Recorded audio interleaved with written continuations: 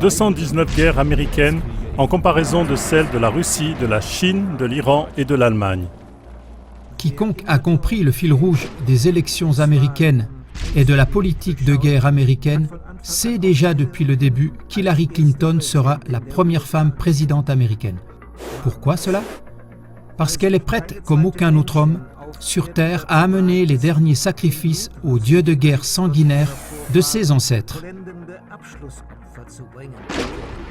Même si Donald Trump était élu président, ce but ne changerait plus. Car le sang de guerre est la nourriture de cette bête féroce qui a été déliée il y a 230 ans. Et celle-ci s'approche toujours avec la même tactique. Le discours d'investiture d'Obama il y a 8 ans résume très bien cela. Il s'est présenté au peuple en tant que président anti-guerre. Il a dit ceci. Je vous promets la chose suivante. Si avant que je devienne président, nous n'avons pas retiré nos troupes des lieux de guerre, ce sera la première chose que je ferai. Je vais ramener nos troupes à la maison. Nous allons terminer cette guerre. Vous pouvez compter là-dessus. Mais aujourd'hui, 8 ans après, Obama entre dans l'histoire américaine comme le plus grand président de guerre. Il a fait la guerre plus longtemps que Bush et que tous les autres présidents de l'histoire des États-Unis avant lui. Et Hillary Clinton et Donald Trump utilisent comme Obama la même tactique d'approche à pas feutrés. Comme tous les autres, avant eux, ils montrent au peuple patte blanche sans sortir les griffes. Et encore une fois, toute l'Amérique jubile. Leurs fans en Europe se réjouissent et il y a une grande joie des deux côtés de l'Atlantique. Les masses médias, une fois de plus, se déchaînent également dans des chants de louanges. Et encore une fois, la même race qui s'approche en rampant promet la paix mondiale. Mais il s'agit toujours d'une race de bêtes féroces. Voyons qu'il en est ainsi en regardant ce qui s'est passé auparavant. Hillary Clinton est actuellement le plus grand et le plus sérieux danger pour la paix mondiale. Car c'était déjà Hillary Clinton qui a soutenu avec beaucoup de zèle la guerre en Irak sous George Bush Jr. Quand Hillary Clinton est devenue ministre des Affaires étrangères sous Barack Obama, elle a joué un rôle clé dans les attaques de l'OTAN contre la Libye. Hillary Clinton a déjà montré qu'elle était l'ennemi juré de l'Iran. Elle a dit en 2008 déjà « Si jamais je deviens présidente, nous attaquerons l'Iran. » Les activistes anti-guerre sans exception ne lui ont jamais pardonné ses paroles et ne les ont pas oubliées. C'est avec cette attitude hostile qu'elle se tient à un pas de la présidence. Hillary Clinton est une lobbyiste engagée pour les intérêts d'Israël et les fondations de la famille Clinton ont reçu de l'Arabie Saoudite et d'autres pays arabes des dons à hauteur de millions de dollars. Or, les puissances nucléaires que sont Israël et l'Arabie Saoudite sont aussi des ennemis jurés de l'Iran et seraient prêtes à une guerre contre l'Iran. Hillary Clinton s'est aussi déjà montrée favorable à des attaques militaires contre des pays potentiellement ennemis. Même si son adversaire Donald Trump joue son rôle parfait d'isolationniste, on n'a pas le droit d'oublier que les deux candidats de la course finale appartenaient naguère au même groupe de prédateurs, seulement avec une autre couleur de fourrure. L'astuce, c'est que les deux forment seulement les deux faces de la même pièce de monnaie. Chaque fois que de réels adversaires arrivaient accidentellement au pouvoir, comme par exemple les frères Kennedy, ils étaient liquidés sans délai.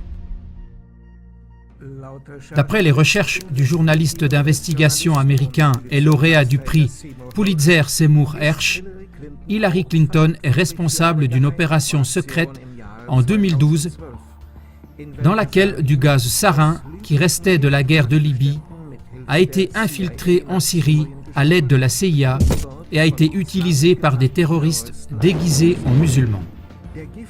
Cette attaque avec ce gaz nocif a été imputée au régime d'Assad et devait fournir un prétexte pour une intervention militaire des USA. La liste suivante montre les guerres américaines des 230 années passées en comparaison avec les pays redoutés dans le monde entier, la Russie, l'Iran, la Chine et l'Allemagne. Tout observateur de cette comparaison doit décider lui-même laquelle de ces 5 nations a à son actif les attaques les plus dangereuses. Car on voit que les guerres américaines sont la plupart du temps des guerres d'agression. Pendant les 230 ans de leur existence, ils ont attaqué des peuples qui ne leur ont jamais fait de tort et ils les ont combattus dans pas moins de 219 guerres ou les ont terrorisés d'une autre manière. Quel que soit le parti au pouvoir, les dirigeants américains orientent leurs actions bellicistes selon le scénario des plutocrates qui sont au-dessus d'eux et pour lesquels il n'y a que leur propre but de politique d'hégémonie qui compte. Voici maintenant le tableau avec l'énumération des guerres.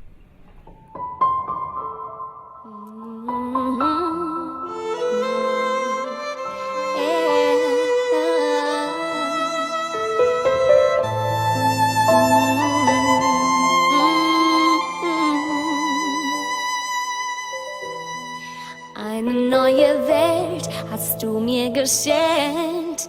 In dieser Welt ist nichts da, was uns trennt. Gemeinsam gehen wir, erwarten, was kommt. Für immer bleib ich bei dir. Du hast mir den Himmel auf Erden geschenkt. Mit dir strahlt die Welt heller als jeder Stern. Ganz viele Pläne haben wir uns gemacht. Das Leben wartet auf uns. Unsere Liebe, sie hört niemals auf und sie bleibt. Voller Friede und Liebe bauen wir in die neue Zeit. Niemand und nichts wird uns je diese Liebe nehmen. Nichts kann uns trennen, hab ich geglaubt.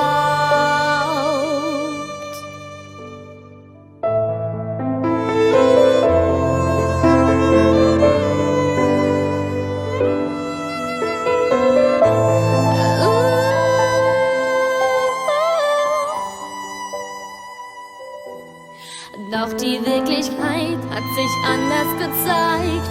Man hat uns getrennt, gesagt nur für kurze Zeit. Dass du nie wieder kommst, hat mir niemand gesagt, dass dies für Ewigkeit ist.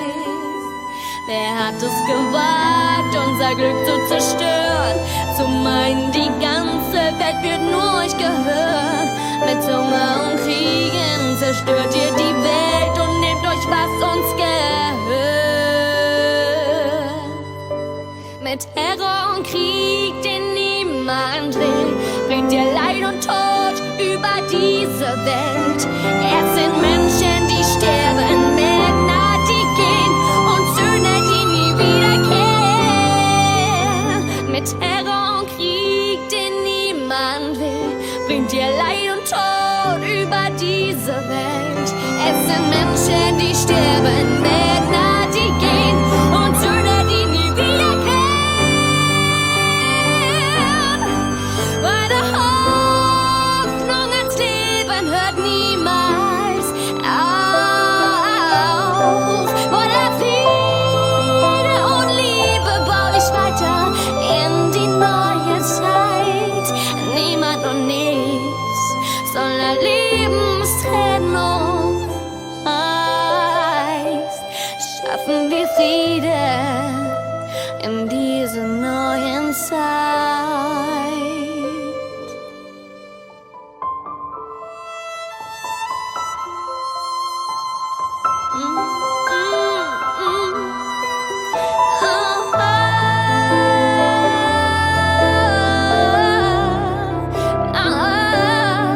Meine Liebe zu dir hört niemals auf.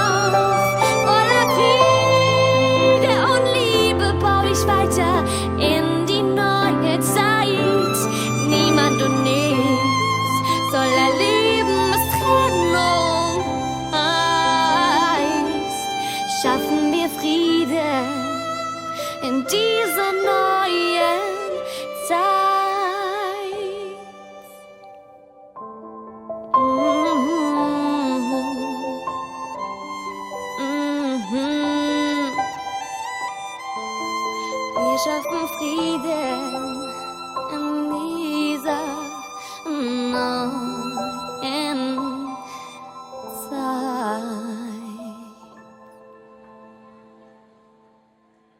Sie erschaffen die Feindbilder selbst, unterstützen Rebellen mit Geld, bestücken Söldner mit Waffen und stürzen die Länder in Not, berichten von Terrorregimen auf allen erdenklichen Sendern, halten die Wahrheit aus den Bildern, bis alle Feind nach Hilfe schreien.